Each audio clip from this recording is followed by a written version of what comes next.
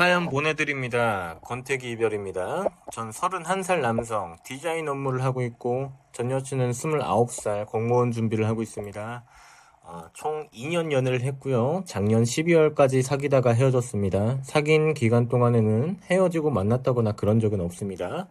저희는 결혼 중개 어플로 만났다가 서로 사귀게 된 커플인데 신기하게도 전 여친과 저는 서로 보자마자 첫눈에 반해 다이렉트로 사귀게 된 사이였어요. 외적으로도 서로 좋아하는 스타일이었고 대화도 잘 통하고 취미도 비슷해서 신기할 정도로 잘 맞아서 정말 생각이 많이 납니다.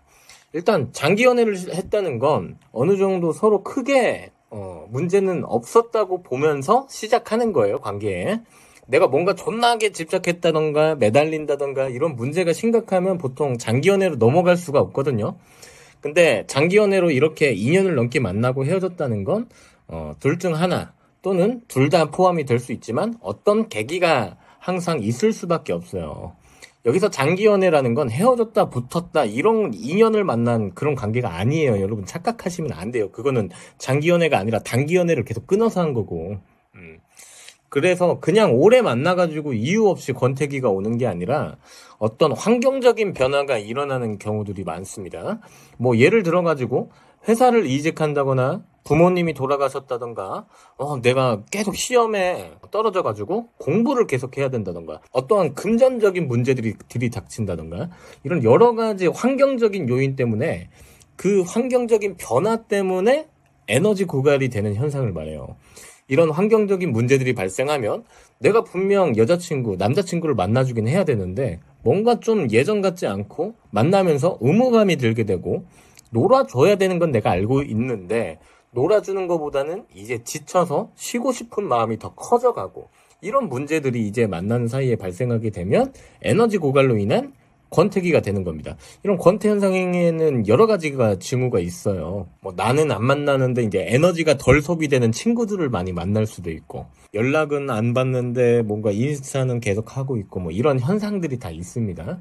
여러분은 그냥 이걸 보고 뭐 마음이 식고 말고 이렇게 판단하지만 그건 그냥 합리화고요. 사실 내면 새기는 그런 좋아하고 싫어하고라는 감정은 존재하지 않는다고. 이런 스트레스적인 요인으로만 판단한다고 많이 설명해 드렸습니다. 일단 이 남성분이 사연을 이렇게 적어주셨어요. 1번 여자친구가 권태기 같다고 얘기하게 됨. 2번 서로 더 노력하자고 해보고 다른 데이트 장소라든지 이런 노력을 해왔지만 여자친구는 반응도 없었고 마음이 식은 것 같다며 결국 이별 통보. 그러니까 이 여성의 어떤 환경적인 변화로 인해서 에너지가 고갈된 건지 시간을 어떻게 줄 것인지 우리가 생각을 해봐야 되는데 이걸 노력해서 될 일입니까? 노력할 힘이 없는 건데 더 노력하자고 하면 어떻게 되겠어요? 예전에는 이런 데이트하면 좀, 좋은 느낌도 있었는데, 이제 좀 별 마음이 없네. 내가 마음이 식었나? 이러고 이별하는 거예요. 이게 합리화예요. 사실 마음이 식은 게 아니라 에너지 고갈이죠. 근데 사연에는 어떤 환경적인 변화가 있었는지 이런 내용들이 안 적혀 있어. 그래서 상담 한 번 더 받으셔야 될 것 같은데요. 3번. 업체에 문의해서 장문의 카톡을 보냄. 여자친구는 마음을 알아줘서 고맙다고 했지만 결국 며칠 뒤에 차단당함. 그러니까 이런 게 저는 존나 웃긴 거예요. 내가 이 관계에서 의존을 받아들일 만한 힘이 없어가지고 헤어진 거거든.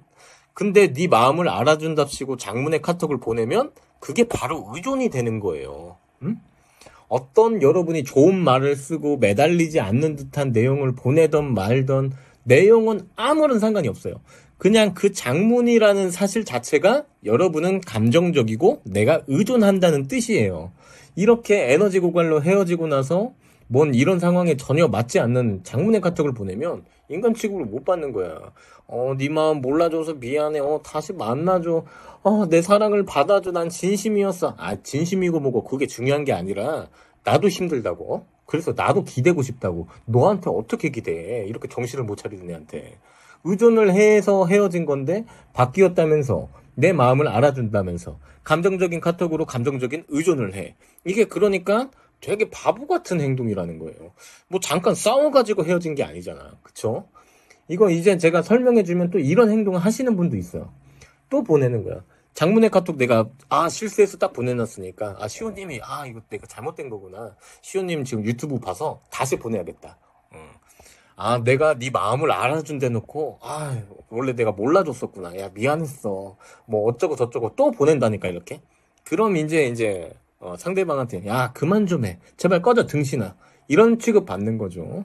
이러는 분 없을 것 같죠? 나 진짜 있다니까. 제발 이러지 말라고. 음.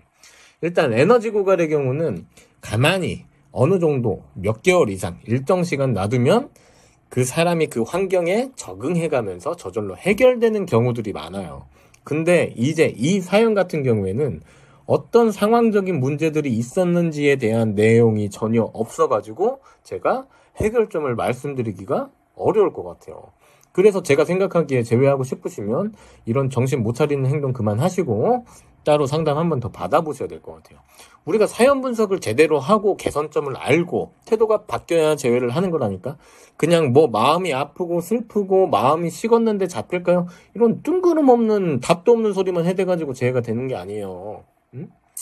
일단 내용 이 정도면 제가 충분히 설명드린 것 같기 때문에 저한테 필요하시면 상담 따로 받아보셔야 돼요.